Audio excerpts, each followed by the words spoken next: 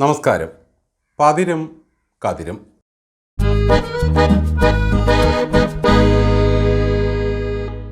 ഇടതില്ലെങ്കിൽ ഇന്ത്യയില്ല എന്നൊരു മുദ്രാവാക്യം കേട്ട് നമ്മൾ എത്രമാത്രം തലയറഞ്ഞു ചിരിച്ചു. ഇന്ത്യയിൽ ഇടതുപക്ഷത്തിന് പ്രസക്തിയില്ല എന്നൊക്കെ പറഞ്ഞ് എത്രമാത്രം നമ്മൾ അവരെ അപമാനിച്ചു. മികവിൽ മികച്ചേരുകളായി രാജ്യസഭയിൽ 250 അംഗങ്ങളുള്ളതിൽ ഒരു കാര്യം പറഞ്ഞാൽ മനസ്സിലാകുന്നത് കേരളത്തിൽ നിന്നുള്ള എംപിമാർക്കാണെന്ന് തീവ്രവാദികൾക്ക് വരെ മനസ്സിലായിട്ടുണ്ട്. അല്ലെങ്കിൽ നൂറുകണക്കിന് അംഗങ്ങൾ രാജ്യസഭയിലും 543 എണ്ണം പാർലമെൻറ്റിലും ഉണ്ടായിട്ടും ഖാലിസ്ഥാൻ തീവ്രവാദികൾക്ക് വിളിക്കാൻ തോന്നിയത് നമ്മുടെ ഡബിൾ എ റഹീമിനെയും ശിവദാസിനെയുമാണെന്ന് ഓർക്കണം. വല്ലതും ഇംഗ്ലീഷിൽ പറഞ്ഞാൽ മനസ്സിലാകുന്നത് അവർക്ക് മാത്രമാണെന്ന് തീവ്രവാദികൾക്ക് വരെ മനസ്സിലായിരിക്കുന്നു. പാർലമെൻ്റ് അടക്കം ഡൽഹിയിലെ നിരവധി സ്ഥലങ്ങളിൽ ബോംബ് വയ്ക്കുമെന്നായിരുന്നു ഇവർക്ക് ലഭിച്ച ഭീഷണി സന്ദേശം. രാജ്യസഭയിലെ അദ്ദേഹത്തിൻ്റെ പ്രസംഗങ്ങൾ തീവ്രവാദികളെ വരെ ഹഠാത് ആകർഷിച്ചതിൻ്റെ ഒരു തെളിവാണിത്. കഴിഞ്ഞ ദിവസം രാത്രിയാണ് ഡബിൾ എ റഹീമിന് സന്ദേശം ലഭിച്ചത്. പാർലമെൻറ്റ്, ചെങ്കോട്ട, ഇന്ത്യ ഗേറ്റ് ഇവിടങ്ങളിൽ ബോംബ് വയ്ക്കുമെന്നായിരുന്നു ഭീഷണി. ഒന്നാലോചിച്ച് നോക്കൂ, റഹീമിനെയൊക്കെ എത്രമാത്രം നമ്മൾ കളിയാക്കിയതാണ്.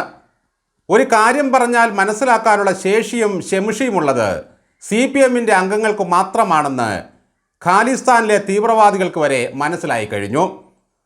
ഇംഗ്ലീഷിൽ പറഞ്ഞാൽ മനസ്സിലാകുന്ന വേറെ ഒരുത്തനും രാജ്യസഭയിലോ പാർലമെൻറ്റിലോ ഇല്ലെന്ന് അവർക്ക് മനസ്സിലായി. ഇന്ത്യൻ ഭരണാധികാരികളുടെ കീഴിൽ സിഖുകാർ ഭീഷണി നേരിടുകയാണെന്നും പാർലമെൻറ്റ് മുതൽ ചെങ്കോട്ട വരെ ബോംബിട്ട് തകർക്കുമെന്നുമായിരുന്നു ആ ഭീഷണി സന്ദേശം. അതനുഭവിക്കേണ്ടെങ്കിൽ എംപിമാർ വീട്ടിലിരിക്കണമെന്നായിരുന്നു അവരുടെ ഭീഷണി. എന്തായാലും വിളിച്ച തീവ്രവാദികൾക്ക് CPMകാരോട് വലിയ വാത്സല്യമാണെന്ന് മനസ്സിലായി. കാരണം ഇടതില്ലെങ്കിൽ ഇന്ത്യയില്ലെന്ന് അവർക്കും അറിയാം. അതുകൊണ്ടവർ സുരക്ഷിതരായി വീട്ടിലിരിക്കട്ടെ എന്ന് പാവങ്ങൾ വിചാരിച്ചിട്ടുണ്ടാകും. എന്തായാലും ഭീഷണി സന്ദേശം ലഭിച്ചതിന് പ്രകാരം പോലീസ് അന്വേഷണം തുടങ്ങിയിട്ടുണ്ട്. കൈരളി ഇല്ലായിരുന്നെങ്കിൽ നമ്മുടെ അവസ്ഥ എന്താകുമായിരുന്നു? ദേശാഭിമാനി ഇല്ലായിരുന്നെങ്കിൽ എന്താകുമായിരുന്നു നമ്മുടെ സ്ഥിതി? ഇങ്ങനെയൊക്കെ ഗോവിന്ദൻ മാഷ് പറഞ്ഞപ്പോഴും നമ്മൾ ആർത്തലച്ചു ചിരിച്ചു. ഇപ്പോൾ കണ്ടോ, രാജ്യസഭയിൽ റഹീം ഇല്ലായിരുന്നെങ്കിൽ എന്താകുമായിരുന്നു സ്ഥിതി? ഖാലിസ്ഥാൻ തീവ്രവാദികൾ വേറെ ആരെ വിളിക്കുമായിരുന്നു? അവരുടെ ഭാഷ മനസ്സിലാകുന്ന ആരെങ്കിലും ഇവിടെയുണ്ടോ? ഇവിടെ അല്പം ക്ഷീണമുണ്ടായിരിക്കുന്നത് ജോൺ ബ്രിട്ടാസിന് മാത്രമാണ്. ഇത്രയേറെ ഭാഷാപണ്ഡിതനും രാജ്യസഭയെ വിറപ്പിക്കുന്ന അംഗവുമായിട്ടും എന്തുകൊണ്ടാണ് ആ ഖാലിസ്ഥാനികൾ ബ്രിട്ടാസിനെ വിളിക്കാതിരുന്നത്? എന്തുകൊണ്ടാണവർ ഏക കനൽത്തരിയായ K രാധാകൃഷ്ണനെ വിളിക്കാതെ പോയത്? കോട്ടയത്തെ ജോസ് മോനെ എന്തുകൊണ്ട് വിളിച്ചില്ല? ഇങ്ങനൊരു ഭീഷണി സന്ദേശം താങ്ങാനുള്ള കെൽപ്പ് അവർക്കില്ലെന്നും തീവ്രവാദികൾക്ക് മനസ്സിലായി. ഇനി ഗോവിന്ദൻ മാഷിന് പറയാം, രാജ്യസഭയിൽ നമ്മളില്ലായിരുന്നെങ്കിൽ എന്താകുമായിരുന്നു ഇന്ത്യയുടെ അവസ്ഥ? ഖാലിസ്ഥാനികൾക്കൊരു പ്രയാസമുണ്ടാകുമ്പോൾ അവർക്ക് വിളിക്കാൻ നമ്മളെ ഉള്ളൂ എന്ന് ഓർക്കണം. കേരളത്തിൽ നിന്ന് UDFന് 18 പാർലമെൻറ്റ് അംഗങ്ങളാണുള്ളത്. ഒറ്റ ഒരുത്തനെ വിളിക്കാൻ തോന്നിയോ ആ തീവ്രവാദികൾക്ക്? അവർക്കും അറിയാം, മനക്കെട്ടിയുള്ളവരെ വിളിച്ചില്ലെങ്കിൽ ടപ്പേന്ന് വീണ് വെടിതീരുമെന്ന്.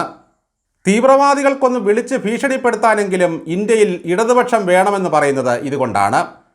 ഇപ്പോൾ റഹീമിനെ ദില്ലിയിലെ AKG സെൻറ്ററിൽ ടിക്കറ്റ് വെച്ച് പ്രദർശിപ്പിച്ചാൽ കാണാൻ ഇരു സഭകളിലെയും അംഗങ്ങൾ ക്യൂ നിൽക്കും. റഹീം തിരിച്ച് ഇംഗ്ലീഷിൽ അങ്ങോട്ട് 2 കാര്യം പറഞ്ഞിരുന്നെങ്കിൽ വിളിച്ചത് അബദ്ധമായല്ലോ എന്നോർത്ത് തീവ്രവാദികൾ അവരുണ്ടാക്കിയ ബോംബ് പഞ്ചാബിലെ കൈത്തോട്ടിൽ എറിഞ്ഞു കളഞ്ഞേനെ. ഒരു രാജ്യത്തിനെതിരെയുള്ള ഭീഷണി റഹീമിനോട് വിളിച്ചു പറയുന്ന തരത്തിൽ ഒന്നുകിൽ തീവ്രവാദികൾ അധപ്പതിച്ചിട്ടുണ്ടാകണം, അല്ലെങ്കിൽ റഹീം അത്രമേൽ വളർന്നിട്ടുണ്ടാകണം.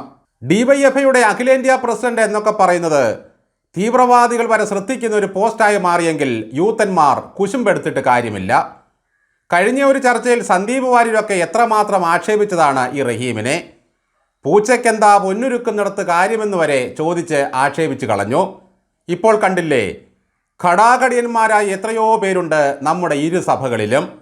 അവരുടെ ആരുടെയെങ്കിലും ഫോണിൽ ഇതുപോലെ ദേശീയ സുരക്ഷയെ അപകടത്തിലാക്കുന്നൊരു ഭീഷണി സന്ദേശം വന്നിട്ടുണ്ടോ?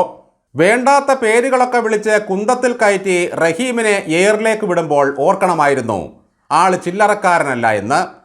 എന്തായാലും ഭീഷണി സന്ദേശം ലഭിച്ചതിൽ പിന്നെ റഹീമിന് കടുത്ത പനിയുണ്ടെന്നാണ് പറയുന്നത്. പാലസ്തീൻകാരും പാകിസ്ഥാനികളും ചൈനക്കാരും എ റഹീമിൻ്റെ നമ്പർ സേവ് ചെയ്തിട്ടുണ്ട് എന്നാണ് അറിയുന്നത്. നാളെ ഇന്ത്യയോട് എന്തെങ്കിലും പറയാനുണ്ടെങ്കിൽ അവർ റഹീമിനെ വിളിച്ചെന്നിരിക്കും.